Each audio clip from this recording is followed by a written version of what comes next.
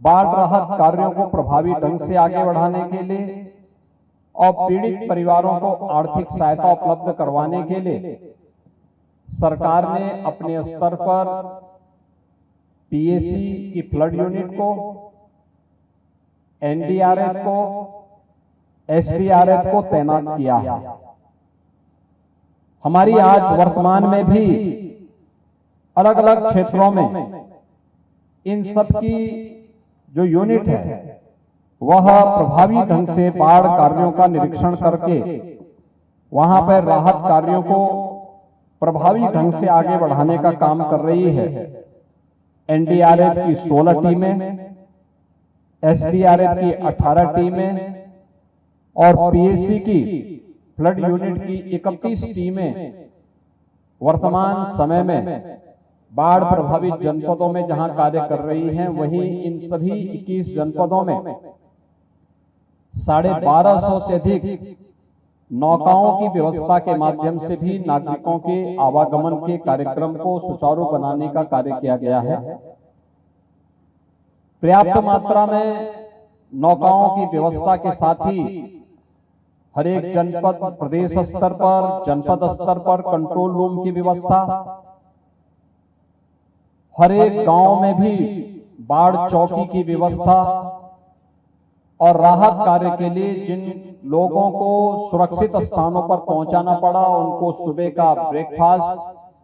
दोपहर का और सायंकाल का भोजन की व्यवस्था, शुद्ध पेयजल की व्यवस्था, पशुओं के चारे की व्यवस्था। जो लोग अपने घरों में सुरक्षित रह सकते हैं उनके घरों की व्यवस्था की दृष्टि से हम लोगों ने वहां पर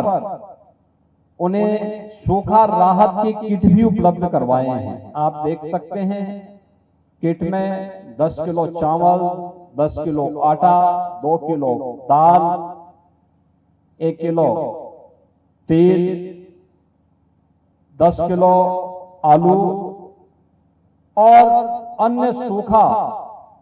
सामग्री के साथ साथ मसाले और नमक आदि घर की जरूरतों को देने के साथ ही डिग्निटी किट, बरसाती, ये सब देने की कार्रवाई भी की जा रही है। जनहानि होने पर उस परिवार को 4 लाख रुपए की सहायता आपदा राहत कोष से, किसी परिवार का मकान पूरी तरह बह गया है या नदी में विलीन हो गया है,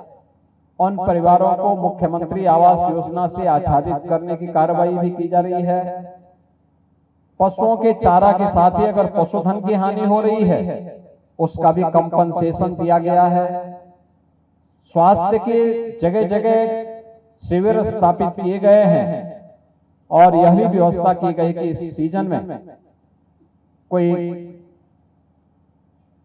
एंटी रेबीज वैक्सीन की व्यवस्था या सांप के काटने पर एंटी स्नेक वेनम की भी व्यवस्था सीएससी स्तर पर, डिस्ट्रिक्ट हॉस्पिटल के स्तर पर भी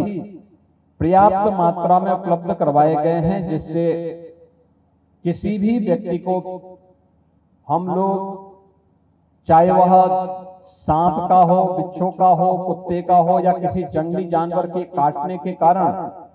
उन्हें किसी भी प्रकार की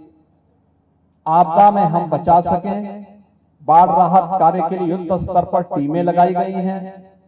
प्रत्येक जिला प्रशासन से इसके बारे में युद्ध स्तर पर कार्य को आगे बढ़ाने के लिए निर्देश दिए गए हैं और प्रभारी मंत्री स्वयं भी